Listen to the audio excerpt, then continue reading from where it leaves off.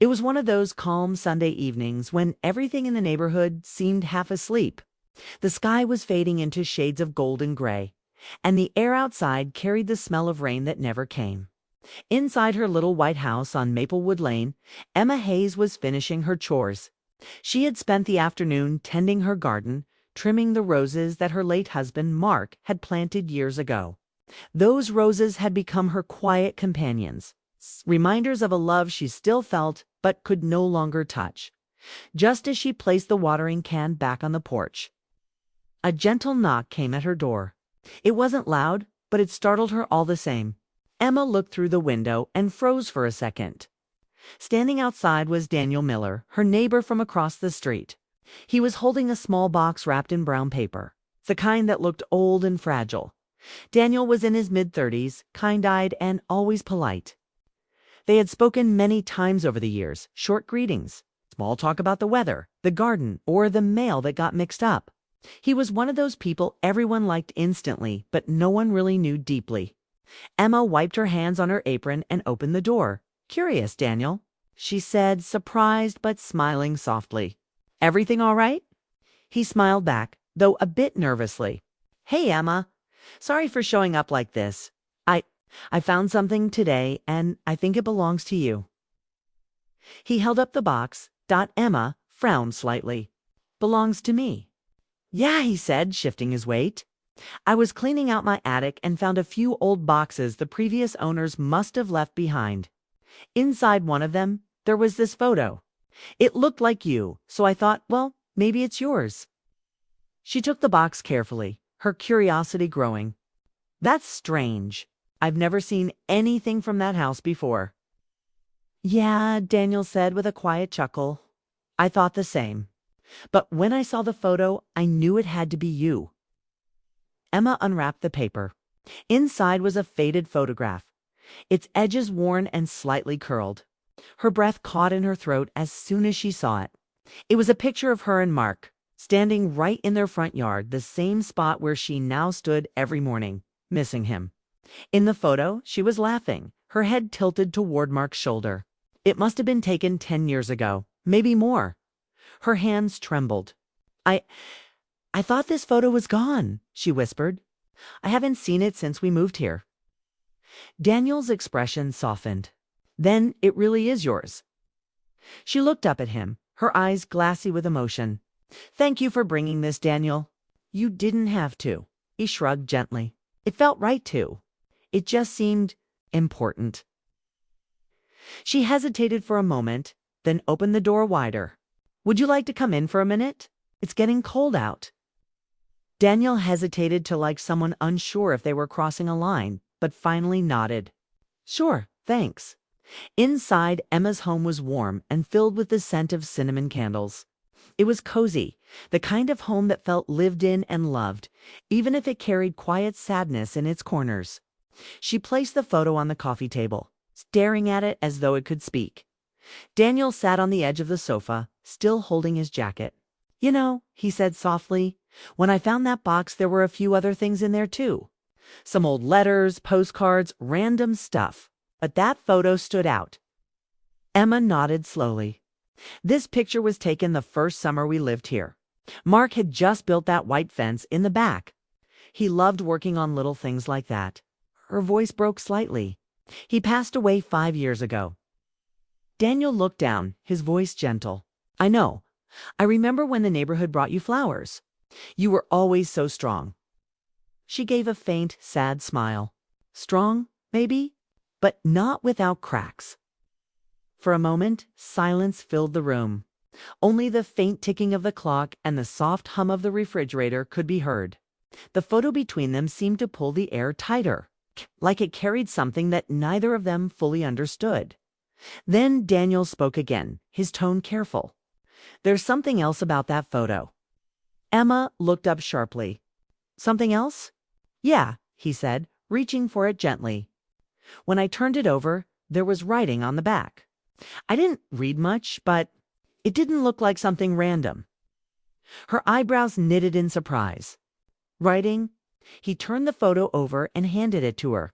On the back, faint, but still visible, were the words written in Mark's familiar handwriting. For the day we meet again, Mema's breath caught. The room felt suddenly smaller. He wrote this, she whispered. Mark wrote this. But how could it end up in your attic? Daniel's brow furrowed. That's what I've been wondering. I bought my house from a woman named Margaret Miller, my aunt. She lived there for decades. But she passed away before I moved in. Maybe she knew your husband somehow. Emma shook her head slowly, confusion spreading through her. No, I never met her, at least. I don't think I did. Daniel leaned forward slightly. There were more letters in that same box. Some of them mentioned people from this street. Maybe your husband and my aunt knew each other back then? Emma looked at him, trying to piece together a puzzle she didn't know existed. The idea that her late husband might have had some unseen connection to the house across the street to Daniel's family felt both strange and oddly comforting. I'm sorry if I'm making this sound strange, Daniel added quickly. I just thought you'd want to know. I can bring you the rest of the things I've found if you'd like. Yes, she said quietly. I'd like that very much. They sat there for a moment longer, neither speaking. Emma's eyes lingered on the handwriting on those simple words for the day we meet again. It sounded like a message meant for her, hidden in time. Waiting to be found. When Daniel stood to leave, Emma followed him to the door. Thank you again, she said sincerely. You didn't have to go out of your way for me. He smiled, that soft, hesitant smile she'd always noticed. It's no trouble. Sometimes life brings things to us for a reason. Emma nodded, though her heart was racing with quiet questions. Maybe it does. He gave her a polite nod, stepping back into the fading evening light. As she watched him walk across the street, Emma held the photograph close to her chest, the edges pressing into her palm. There was something mysterious about the timing, about how that photo had found its way back to her through the hands of a neighbor she barely knew. And as she stood there on her porch, the wind rustling the roses Mark had planted, Emma couldn't shake the feeling that this was only the beginning, that something hidden in her past was slowly making its way to the surface. Again, something she was meant to discover, something that would change everything. Emma couldn't sleep that night. The photo Daniel had returned to her lay on the bedside table, lit softly by the glow of her lamp. She kept turning it over in her hands, reading the faded words again and again. For the day we meet again, M. The handwriting was definitely Mark's. She would have recognized it anywhere. But how had it ended up in Daniel's attic? That question wouldn't leave her mind. By morning, the sky was pale gray and quiet. Emma made herself a cup of coffee, though she barely drank it. She kept staring out the kitchen window toward Daniel's house across the street. It felt strange now, like it was connected to her somehow. Just before noon, there was another knock on her door. When she opened it, Daniel stood there again, holding a small pile of envelopes. I hope it's okay, he said, smiling a little. I brought the rest of what I found. Emma stepped aside. Of course, come in. He followed her into the living room. She noticed how natural it felt now, having him there. The silence between them didn't feel awkward anymore, just thoughtful. Daniel placed the stack of letters on the table, his expression careful. Some of these are addressed to a Margaret Miller, my aunt. But a few, well, you should see for yourself. Emma sat beside him and began to sort through the envelopes. Some were faded, yellowed with age, tied together with an old ribbon. She opened the first one, addressed to M. Miller. The handwriting inside was neat but unfamiliar. The letter began simply, "Thank you for helping me when the doctors couldn't. I'll never forget your kindness. My wife doesn't know everything yet, but I think one day she will." Her hands froze. "This is Mark's handwriting," she whispered. "But what does he mean? Helping him when the doctors couldn't?" Daniel leaned closer, reading over her shoulder. "My aunt was a nurse before she retired." Maybe he meant that. Emma sat back slowly. The letter didn't sound like a patient thanking a nurse. It sounded more personal, secret even. She looked through the rest. Some were from Margaret to Mark, others from Mark to her. Each one mentioned things like your courage, your quiet understanding. "And tell her when the time is right. Daniel frowned. Tell who? Emma swallowed hard. Me. He meant me. For a long moment, neither of them spoke. The only sound was the soft rustling of paper between their fingers. Emma's heart ached as she read the letters, not because of jealousy or anger, but because she realized how much of Mark's life she hadn't known. Daniel broke the silence gently. My aunt was a very private woman. She helped a lot of people in small, quiet ways. Maybe your husband was one of them. Maybe they stayed in touch. Emma nodded slowly. Maybe, but why hide the letters? Why write things like, for the day we meet again? Daniel looked thoughtful. Maybe he meant something more spiritual. Maybe he believed some things come full circle, that people meet again somehow. She looked down at her hands, tracing the edge of one letter. Mark always said that love didn't end when a person was gone, that it just changed form. Daniel's voice softened. Maybe that's what this is, something that found its way back to you. His words lingered in the air, gentle but powerful. Emma felt tears rise in her eyes, though she tried to hold them back. You know, she said quietly, Mark used to tell me stories about the people who helped him during his treatments. Maybe Margaret was one of them. Maybe he wanted me to find this one day to remember kindness doesn't stop, even after loss. Daniel nodded, watching her carefully. That sounds like something he'd want you to believe. They sat there for a while, reading through more letters. Each one seemed to reveal something small, yet meaningful about gratitude, hope, and second chances.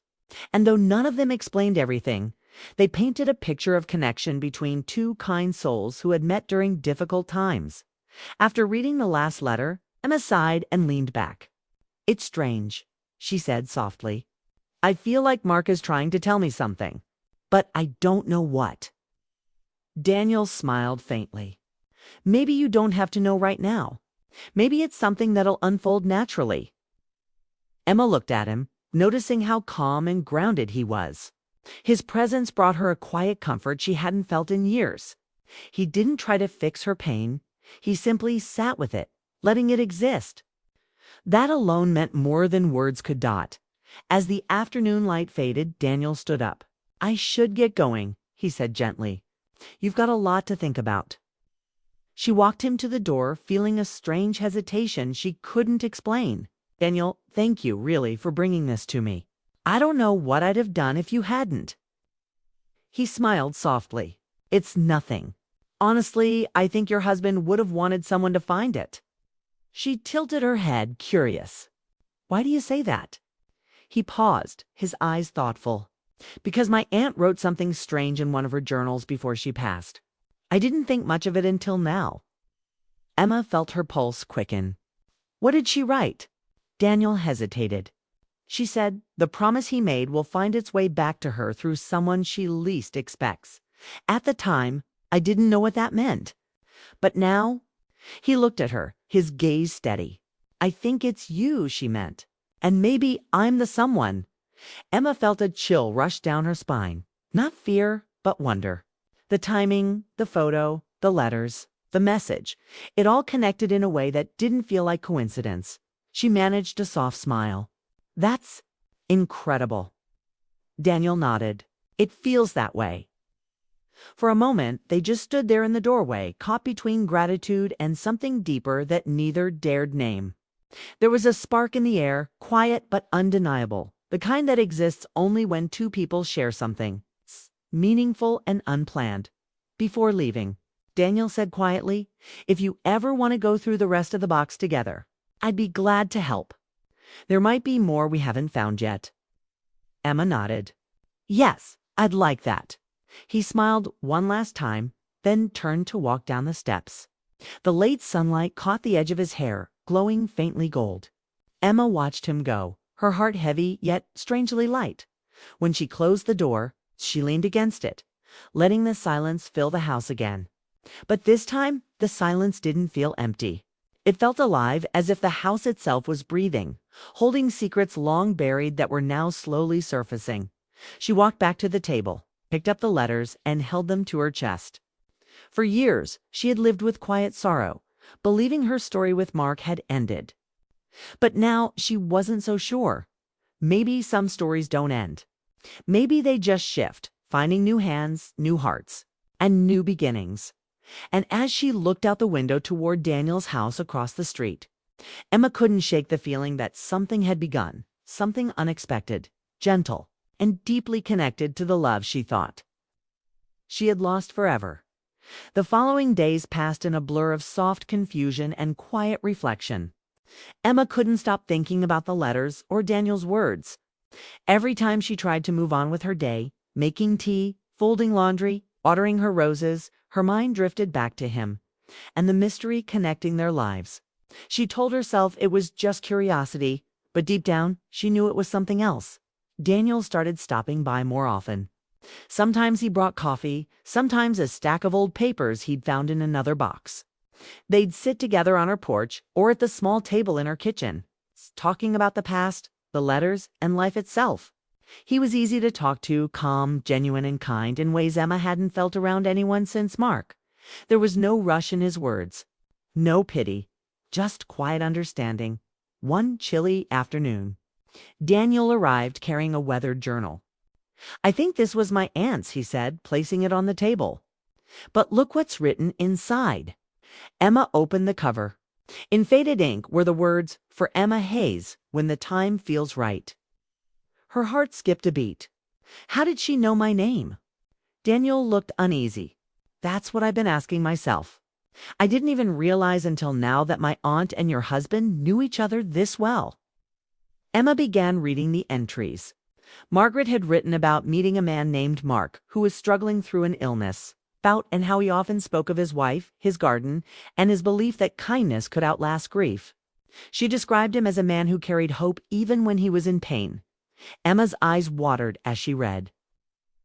One passage aloud, he told me he feared leaving her alone. I told him life has a way of returning what we give, sometimes through people we least expect. She closed the book slowly. "She really said that?" Daniel nodded. "Yeah, and she told me that exact thing before she passed away." A soft silence fell between them. It wasn't uncomfortable, it was heavy with meaning. Emma looked at Daniel, really seeing him for the first time. The way he leaned forward slightly when he listened, the warmth in his eyes when she smiled, the care in how he spoke. She realized that he had quietly become a part of her life, filling spaces she hadn't known were still empty. "Emma," Daniel said gently, his voice hesitant, "can I tell you something that's been on my mind?" She nodded, though her heart started to race. He looked down for a moment, searching for words. "When I first found that box, I thought it was just coincidence. But the more I read those letters, the more I realized maybe it wasn't. My aunt used to tell me stories about people she'd helped, how sometimes she'd stay in touch with them long after they were gone. She believed in connections that went beyond time." Emma's voice was barely a whisper. "Do you think Mark wanted you to find me?" Daniel met her gaze. "I think maybe he hoped someone would. Someone who could remind you that life still had more to give." Her throat tightened. "You're saying this was all meant to happen?" He smiled softly. "I don't know if I believe in fate, but I do believe in timing. And somehow I think this timing was right." Emma looked away, blinking back tears. "For years I've tried to be fine, to tell myself I was okay. But ever since you showed up with that photo, it's like something inside me woke up again." Daniel reached across the table, not touching her hand, but close enough that she felt the warmth of his presence. Maybe that's the message he left behind. Not just words on paper, but a reminder that love doesn't disappear. It changes shape, but it stays. Her voice trembled. "It's strange. I barely knew you before this. Now it feels like I've known you for years." Daniel's eyes softened. "That's exactly how I feel." For a moment, the world outside seemed to pause. No wind, no sound, only the soft hum of their shared breath. Emma didn't move, but her heart raced faster than it had in years. She could feel the pull of something new forming between them, something delicate yet undeniable. Breaking the silence, Daniel said quietly, "I need to tell you the full truth." Emma's stomach tightened. "The truth." He took a deep breath. I didn't tell you everything the first time I came over. My aunt didn't just leave that photo behind. Before she passed, she told me there was a woman across the street I might someday need to look after someone. She said had lost more than most people could imagine. She told me her name was Emma Hayes. Emma stared at him in shock. So, you knew who I was before we met? He nodded slowly. Yes, I moved into the house after she died. I told myself I'd just live a quiet life here. But then I saw you that first day standing in your garden, smiling at those roses, and it felt like I'd known you already. I didn't come to your door because I wanted to invade your life. I came because I found the box and knew I couldn't keep it from you. It wouldn't have felt right. Emma's eyes filled with emotion. So you came because of her. Because of my husband. Daniel hesitated. At first, yes. But now, I stay because of you. The room seemed to still around them. His words hung in the air, soft but full of meaning. Emma's heart pounded in her chest. It had been years since anyone had spoken to her with such quiet honesty. She didn't know what to say. Every part of her felt torn between loyalty to the past and the pull of something unexpected and real. But when she looked into Daniel's eyes, she saw no confusion there, only sincerity. He continued gently, I don't want to replace anyone. I just want to be here. You've carried so much alone, and you shouldn't have to anymore. Emma's lips parted slightly, her voice trembling. You don't know how much those words mean. Daniel gave a small, almost shy smile. Then I'm glad I said them. The moment felt fragile, like glass. One wrong word could shatter it. Yet somehow neither wanted to break it. They simply sat there, the unspoken connection between them stronger than anything they could explain. After a long pause, Emma finally said softly, Maybe this is what Mark meant in that note for the day we meet again. Maybe he didn't mean himself. Maybe he meant meeting someone who would remind me what love feels like. Daniel looked at her, his eyes warm. Maybe so. Outside, the evening sun painted the world in soft amber light. Through the window, the garden glowed, the roses swaying gently. As if nodding in quiet approval, Emma smiled faintly, her heart full but calm. For the first time in years, she didn't feel haunted by memories. She felt connected to her past, to her husband's kindness, and to this new chapter unfolding before her. And as Daniel stood to leave that evening, he paused at the door and said, If this is too much, I'll understand. But I just wanted to tell you the truth. Emma met his eyes, steady now. No, Daniel. I think it's exactly what I needed to hear. Smiled. The kind of smile that feels like the start of something beautiful. And walked out into the fading light. Emma closed the door behind him, leaning against it for a moment. Her heart was full, not with sadness, but with something else entirely. Hope something had changed that day. Not just between them, but inside her. The past no longer felt like a chain. It felt like a bridge leading her to something new. And as the evening settled over Maplewood Lane, Emma knew her story wasn't ending after all. It was only just beginning. Winter came softly that year, wrapping the little town of Maplewood in a quiet blanket of snow. The streets glistened under pale light, and every rooftop sparkled like crystal. Inside her cozy house, Emma Hayes watched the snowfall through her kitchen window. Her hands wrapped around a mug of warm tea. It had been weeks since Daniel's confession, weeks filled with change she hadn't expected but couldn't deny. Life had begun to feel alive again. The letters were now kept neatly in a small wooden box on her mantel. Beside the photograph Daniel had returned to her, the one with the words for the day we meet again. She no longer looked at it with tears in her eyes. Now she looked at it with peace. The message felt different. It no longer spoke of loss, but of connection. A reminder that love, in its truest form, doesn't vanish. It transforms. Daniel and Emma had grown close since that night. Their friendship had deepened naturally, like the slow blooming of a flower in spring. They still talked about Mark sometimes, but not with pain. Instead, Emma shared stories of their life together, and Daniel listened, really listened the way people do when they care. He never rushed her or tried to fill the silence. He just made space for her memories, her laughter, and the quiet moments in between. One snowy evening, Daniel came over with 2 cups of hot cocoa. "I figured you'd like something different tonight," he said, smiling as he handed her the mug. His cheeks were red from the cold, and snowflakes clung to his hair. Emma laughed softly. "You've been out in that weather. It's freezing." "I don't mind," he said, sitting down across from her. "It's peaceful out there." They sat by the fire, sipping their cocoa as the room filled with the soft crackle of burning wood.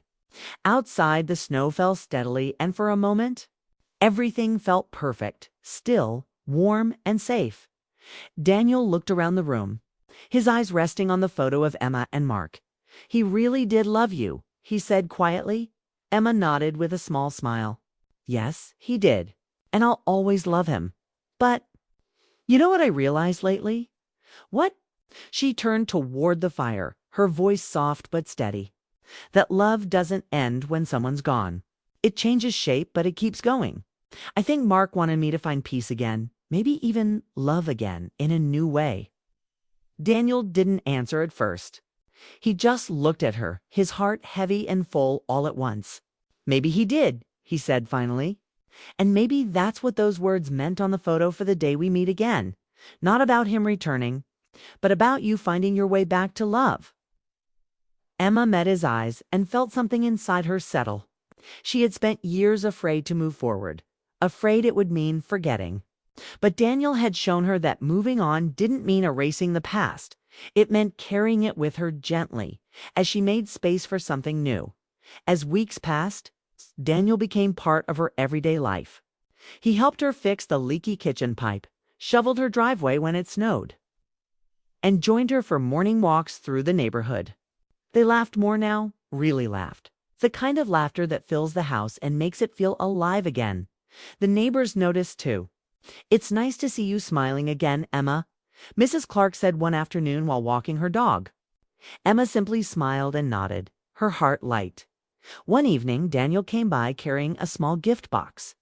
"I found this while sorting through my aunt's things again," he said. "I think it's meant for you." Emma looked surprised. "For me?" He nodded and handed it to her. Inside was a delicate silver locket, simple but elegant. When she opened it, she gasped. Inside, on one side, was a tiny photo of her and Mark. On the other side was a note written in Margaret's handwriting. "Some promises keep living even when we don't." Emma's eyes glistened. This is incredible." Daniel smiled gently. "I think she wanted you to have it. Maybe she knew it would bring you peace." Emma held the locket close to her chest. "She and Mark both gave me a gift I didn't know I needed." Daniel's voice was quiet. "What's that?" "A reminder that love doesn't end, it just changes who delivers it." They sat in silence for a moment, the warmth between them filling the room. Then Emma looked up, her tone light. "You know, Daniel, when I first met you, I thought you were just the kind neighbor with perfect timing." He laughed softly. "And now,